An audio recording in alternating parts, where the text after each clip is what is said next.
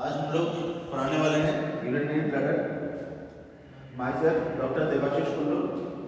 ये हम लोग कंटेंट में पढ़ेंगे introduction, features, capacity, peritoneal relation, changes in shape, ligaments, trigone, arterial supply, nerve supply, lymphatics, micturition reflex and applied anatomy. अगर हम लोग इंट्रोडक्शन देखें तो it is a hollow muscular distendable organ. कैसा दिखता है? हॉलो है, मतलब अंदर से खाली है। डिस्टेंडेबल मीन्स कभी छोटा हो सकता है, कभी बड़ा भी हो सकता है। टेट्राहेड्रल इन शेप, या बोल सकते हैं triangular pyramid, situated with in the true pelvis. अगर हम लोग पेल्विस को देखेंगे, पेल्विस में दो चीज होता है, एक होता है ट्रू पेल्विस, एक होता है फॉल्स पेल्विस।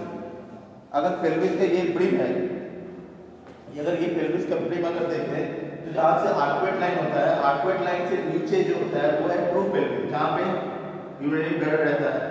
और आर्कुएट लाइन के ऊपर जो होता है उसको बोलेंगे हम लोग फॉल्स पेल्विस, जहां पे मेनली रहता है हमारा सिग्मॉइड कोलन, रेक्टम, और इधर हम लोग बोल सकते हैं सिकम अपेंडिक्स। फीचर्स अगर देखेंगे तो हम लोग एपेक्स, बेस देखेंगे। ऐसे मैं पहले डायग्राम दिखा देता हूं। ये है एपेक्स, ये है एपेक्स और ये है आपका बेस। ठीक है, तो anteriorly with attachment to the medial umbilical ligament. ये देखो एपेक्स में मीडियल अम्बिलिकल लिगामेंट अटैचमेंट, तो ये अटैचमेंट कहां पे जाएगा? अटैच हुआ है अम्बिलिकस के साथ। बेस फंडस इसको बोल सकते हैं, और पोस्टीरियर सरफेस, तो ये है हमारा बेस पीछे, ये हम लोग बेस बोल सकते हैं। Neck, it is a lower constricted part lying in the male on the base of the prostate। हम लोग जानते हैं prostate कहां पे रहता है? मेल बॉडी में ही रहता है। तो अगर हम लोग देखते हैं तो ये हमारा एपेक्स है, बेस है, और यहां से जो कंस्ट्रिक्टेड पार्ट हो गया तो इसको हम लोग बोलेंगे नेक। और उसके जस्ट नीचे रहता है प्रोस्टेट, जिसके अंदर से गया है प्रोस्टेटिक यूरेथ्रा। सरफेस क्या है? Superior surface is bounded anteriorly by apex. ये है superior surface bounded anteriorly by apex. ठीक है, next line, posteriorly by the posterior border and its side by the two lateral border। अगर हम लोग posterior surface देखें तो ये है two lateral border, ये और ये, और इसके पीछे जाएगा हमारा posterior सरफेस। तो हम लोग पिछले साइड में क्या देखे? एपेक्स, बेस, नेक किसको बोलेंगे, सरफेस किसको बोलेंगे, हम लोग क्लियर आइडिया हो चुका है। कंटिन्यू में क्या है? Posterior surface also called base, हम लोग बोल चुके हैं। Inferior lateral surface, inferior lateral surface कौन सा है? ये है इंफीरियर लैटरल सरफेस। अगर ये सुपीरियर सरफेस हो गया तो ये होगा इंफीरियर लैटरल सरफेस। ये सुपीरियर है, इंफीरियर लैटरल सरफेस इधर, तो एक सुपीरियर सरफेस, दो इंफीरियर लैटरल सरफेस, और पीछे रहेगा बेस, सामने है एपेक्स जहां पे मीडियल अम्बिलिकल लिगामेंट अटैच्ड है। तो inferior lateral surface which is in relation to retropubic pad of pad and fascia covering levator and obturator internus, space separating this surface of propubis called space of Rettius। ये आप लोग ये diagram में देख पाओगे, ये जगह में, ये जगह, ठीक है। बॉर्डर क्या है? Anterior is the meeting point of two inferior lateral surface. ये है बॉर्डर, जहां पे बॉर्डर अटैच हुआ है, anterior border. Posterior, it is the line joining the points where the ureter clears the bladder. यहां पे देखो यूरेटर पीछे से आया है।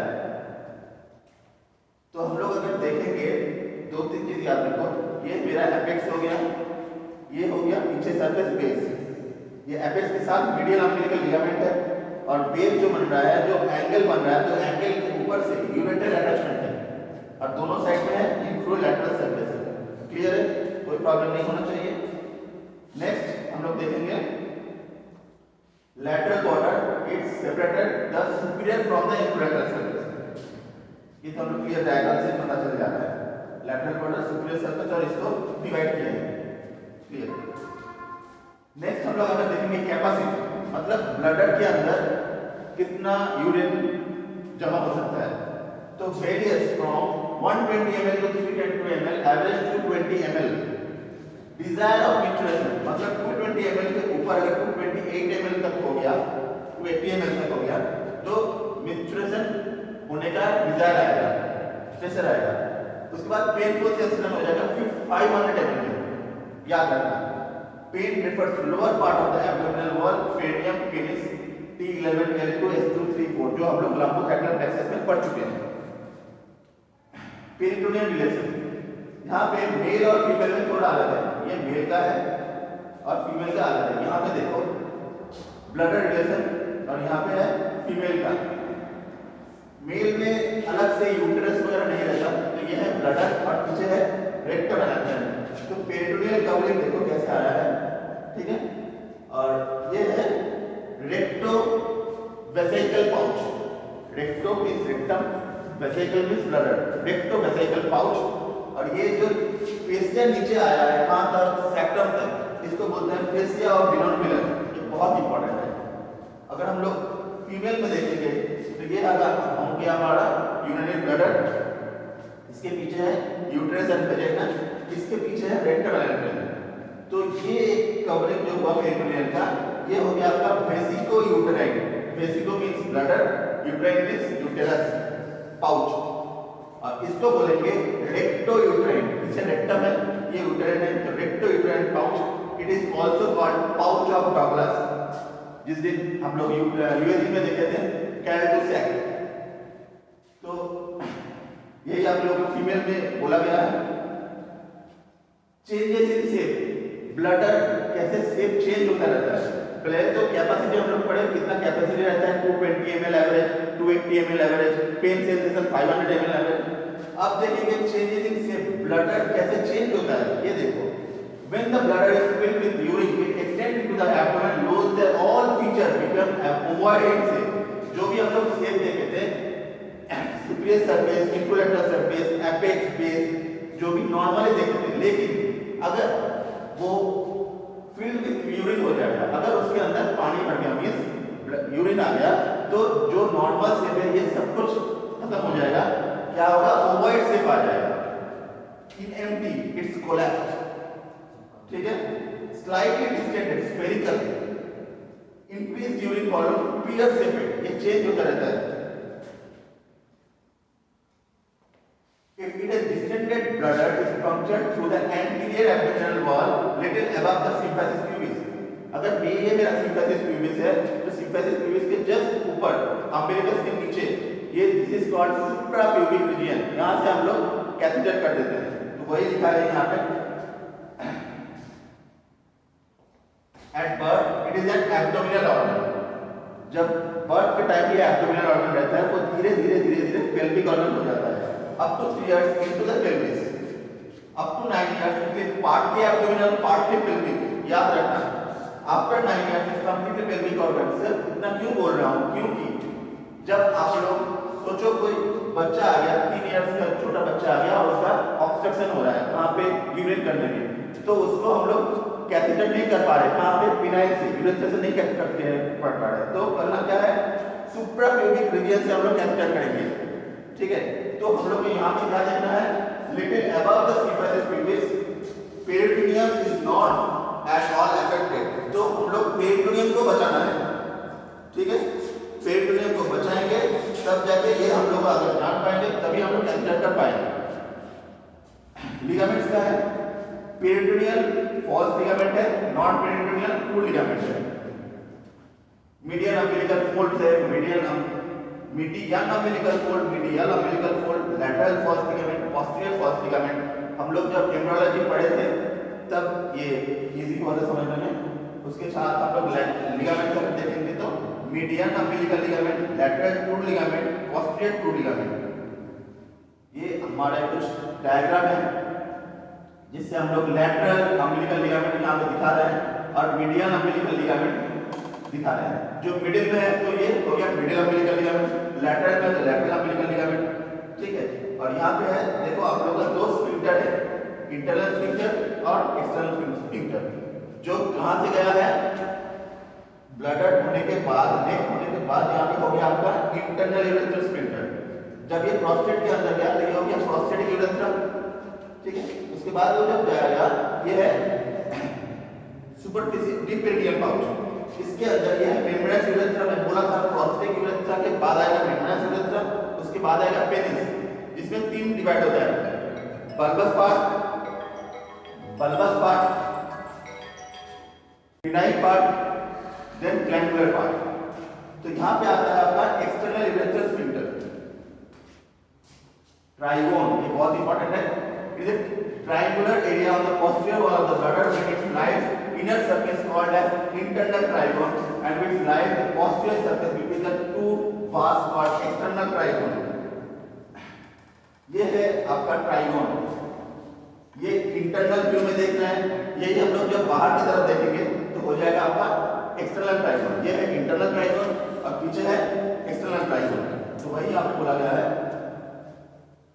internal trigone dimension each side is 2.5 cm, it is empty bladder and distended bladder में 5 cm। क्यों?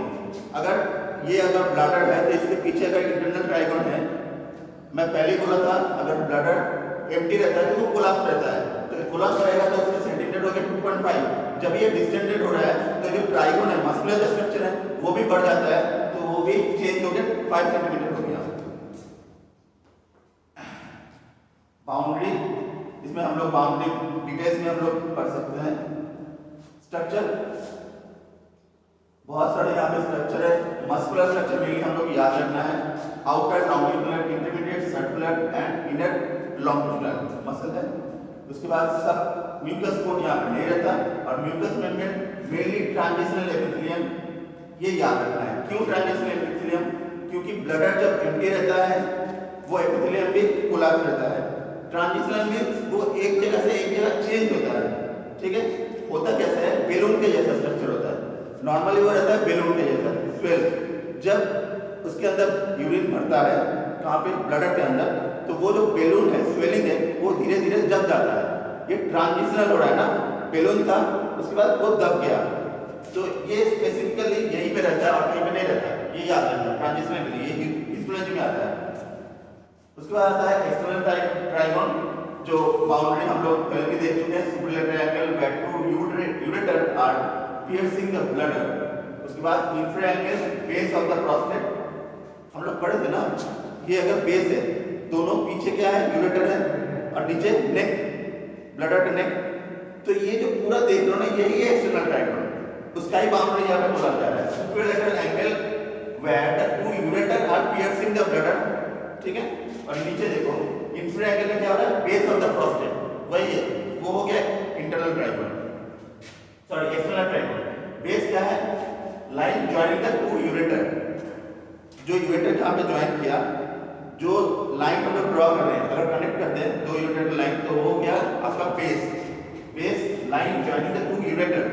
इसके बाद other two sides are formed by the ampulla of the vas laterally side of which is the seminal vesicle. Boundary क्या है, there is no definite external trigone in female, ठीक है, ये याद रखना। Superior lateral angle as in male, inferior angle in the neck bladder base is the same, otherwise two sides are represented by imaginary line from the ureter to the neck of the bladder। यहाँ पे anatomical कोई line नहीं है, imaginary line हम लोग draw करते हैं, उसके बाद हम लोग ट्राइगोन सोचते हैं। Arterial supply mainly superior vesical artery, याद रखना बहुत इजी है। ब्लडर मींस वेसिकल, तो superior vesical, inferior vesical, obturator, middle rectal और inferior gluteal. Venous drainage mainly vesical, venous plexus, जो याद रखना बहुत इजी है। नर्व सप्लाई हम लोग इसमें पढ़ चुके थे, लंबो सप्लाई प्लेक्सस से, यहाँ पे सिंपैथेटिक और पैरासिम्पैथेटिक मेनली नर्व सप्लाई है, जो अलग से मिचुरेशन रिफ्लेक्स आप लोग पढ़ोगे फिजियोलॉजी में, यहाँ पे मैं डिटेल्स में नहीं पढ़ाऊंगा मिचुरेशन रिफ्लेक्स वगैरह। लिम्फेटिक्स ट्राइगोन से अलग होता है, mainly external lymphatics, iliac lymph node और internal iliac lymph node. Micturition reflex हम लोग मेनली पढ़ेंगे फिजियोलॉजी में, तो ये मैं स्लाइड स्किप कर रहा हूँ। अप्लाइड एनाटॉमी, ये बहुत इंपॉर्टेंट है। Hernia of the bladder, loss of bladder support, हम लोग यूट्रस जब लोग हम पढ़े थे वहाँ पे हम लोग पढ़े थे peritoneal support, non peritoneal support. ऐसे ही ब्लडर में हम लोग क्या पढ़े, लिगामेंटल सपोर्ट हम लोग पढ़ चुके थे। तो वैसे ही देखो loss of bladder support in females बोनिक damage due to perineal muscles और their associated fascia can result in herniation of the bladder. मतलब एक जगह जहाँ पे ब्लडर रहना चाहिए, कहाँ पे रहना चाहिए, टू पेल्विस में, अगर वो उसके चारों तरफ का अटैचमेंट मतलब लिगामेंट मसल्स अगर लूज एंड लैक्स हो गया, कब होता है, आफ्टर 50 इयर्स, या कोई इंजरी अब ड्यूरिंग डिलीवरी अगर कुछ इंजरी हुआ तो ये मसल्स वगैरह अपना काम ठीक तरह से नहीं कर पाएगा, तो वो क्या होगा, ब्लडर धीरे धीरे नीचे की तरफ आ जाएगा। तो this is called herniation of the bladder. इसको और एक बोल सकते हैं सिस्टोसिल, जो हम लोग यहाँ पे बोल रहे हैं। It may be also result from prolapse of the pelvic viscera secondary to injury the pelvic floor during childbirth, जो मैं अभी बोला। रप्चर ऑफ द ब्लडर ये कहीं पे भी हो सकता है, जर्नी करते समय कभी भी रप्चर हो सकता है। मेनली होता क्या है, membranes part of urethra rupture यहाँ होने का बहुत चांस है। उसके बाद सुप्राप्यूबिक सिस्टेस्टोमी जो मैं बोल चुका हूँ। सिस्टेस्टोमी मींस, सिस मींस यहाँ पे ब्लडर को समझना, टोमी मींस काटना काटना, लेकिन ऑस्टोमी मींस उसको वो जगह को काटने के बाद उसके अंदर कुछ थ्रेड या निडल या कैथेटर वगैरह रखना, ओपनिंग रखना। तो सिस्टोस्टोमी मींस आपका हो क्या रहा है, ब्लडर के अंदर कुछ एक ओपनिंग रखना। सुप्राप्यूबिक मैं पहले ही बताया था, ये मेरा सिंपैथिक प्यूबिस है, सिंपैथिक प्यूबिस के जस्ट ऊपर हम लोग कैथेटर करते हैं जिसको बोलते हैं सुप्राप्यूबिक कैथेटराइजेशन, इसी को बोलेंगे हम लोग, उसी के बारे में यहाँ पे लिखा हुआ है। सिस्टोस्कोपी, ब्लडर को हम लोग देखेंगे, स्कोप मतलब देखना, माइक्रोस्कोप छोटा चीज देखना। लेप्रोस्कोप, लेप्रोस्कोपिक सर्जरी आप लोग जानते हो, मतलब लेप्रो मींस पेट, एब्डोमेन को देखना, लेप्रोटोमी मींस एब्डोमेन को काटना, ठीक है। तो वैसे ये है सिस्टोस्कोप। सिस्टोस्कोप में हम लोग ब्लडर को देखेंगे। सिस्टोस्कोप में कॉल फॉर सिस्टोस्कोपी, कब सिस्टोस्कोप करना पड़ता है, recurrent infection of urinary tract, जब पेशेंट लोग आते हैं बोलते हैं डॉक्टर साहब मेरा बहुत पेशाब में जलन हो रहा है, पेशाब पकड़ के नहीं रह सकते, कपड़े नहीं हो जा रहा है, तो रिकरेंट इन्फेक्शन होता है। उसके बाद उसके साथ आता है fever with chill and dry joint, तो रिकरेंट इन्फेक्शन है, तो उसका सिस्टोस्कोप करके देखना पड़ता है। पहले हम लोग मेडिसिन से देखेंगे, अगर मेडिसिन से नहीं हुआ तो इन्वेस्टिगेशन में जाएंगे। ब्लडर स्टोन हम लोग एक्सरे करें, यूएसजी करें, लेकिन ब्लडर स्टोन को समझ में नहीं आ रहा है, फिर हम लोग सिस्टोस्कोप करके देखेंगे। ब्लीडिंग वाइल यूरिनेटिंग, पेशेंट आके बोल रहा है डॉक्टर साहब मेरे कुछ प्रॉब्लम नहीं है, दर्द वगैरह कुछ नहीं होता लेकिन ब्लीडिंग हो रहा है, ठीक है। तो ये एक कारण irritating due to the polyps. Polyp mean क्या है, स्टोन तो आप लोग जानते हो, कोई भी ऑब्जर्व स्टोन हो सकता है, फॉस्फेट स्टोन हो सकता है, सल्फेट स्टोन होता है।